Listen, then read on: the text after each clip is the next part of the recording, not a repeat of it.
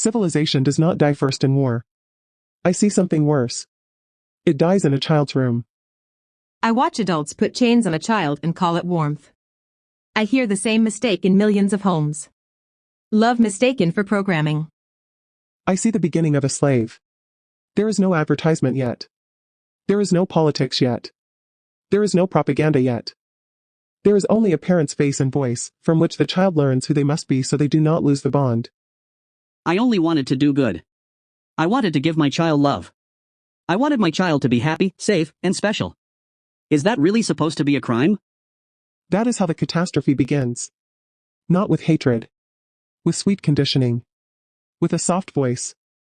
With a reward in an adult's eyes. I want to praise my child. I want to tell my child that they are wonderful. I want to hold my child when they cry. I want to spare my child the hard world. And that is exactly how you build the filter. You do not teach the child the world. You teach the child to react to your face. You do not teach truth. You teach dependence. When you say, I am proud of you, the child hears, my value lives outside me. When you say, I am upset because of you, the child hears, I must betray myself to keep the bond. When you say, you are special, the child does not learn reality. The child learns hunger. Later, all life becomes a struggle to be someone. The child never learns how to simply be. I do not want a child to be in love with themselves. I want a child to be in contact with reality. The world does not need another fragile personality. The world needs a human being who is harder to break. But if I do not give praise, what will be left? Dryness. Coldness. Emptiness? No. Truth will be left. And truth gives more stability than 1,000 praises. Raising a child without the filter of personality does not mean a lack of heart. It means no emotional trade.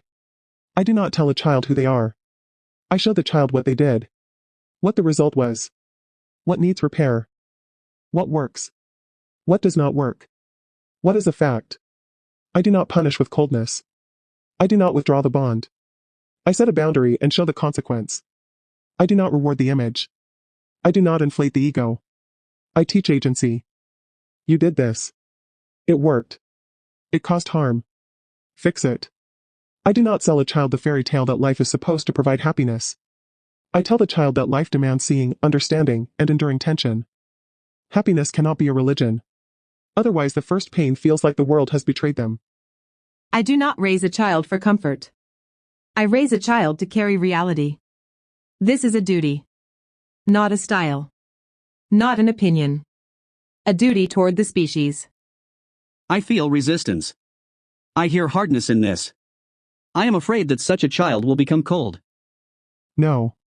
What is cold is the system that turns a child into a button. Then media press the need to be admired. School presses the fear of judgment. Advertising presses lack. Relationships press the hunger for approval. And the adult does not even know that they are not living from their own center. They only defend the image of themselves. Now I will name it plainly. That image of the self is name. Not letters. A mechanism. A package of reactions, roles, wounds, and impulses. Chains that are put on early, then called character. So I myself can put that into a child's head? I can. Not school. Not a screen. First, me. Yes. School only adds chapters. Advertising only uses what is already prepared. The first programmer usually sits closest to the child's bed. That is why children matter most. Not your ambitions. Not your wounds. Not your need to be loved by your own child. Children. Strong. Awake. Seeing the world as it is. When a child is not ruled by name, the child gains great things. The past stops being a sacred wound. Trauma becomes an event, an effect, material to understand.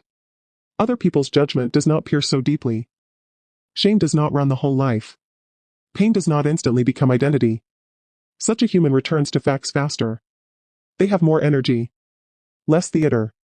More life. And a human ruled by name breaks easily, is offended easily, seeks relief instead of truth, mistakes infatuation for pain regulation, fears responsibility, and does not want to carry a child, a relationship, or a future. And then you ask why the world is weakening. Because you raise children into the cult of the self, and then you are surprised that adults cannot serve anything greater than their own state. That is exactly how the population falls. Not only because of economics. Because of fragility. Because of narcissism. Because of exhaustion with a personality that wants to be worshipped but does not want to carry life. I see it now. I see that I wanted to give love, but I could have given chains. I see that my gentle words could have taught dependence.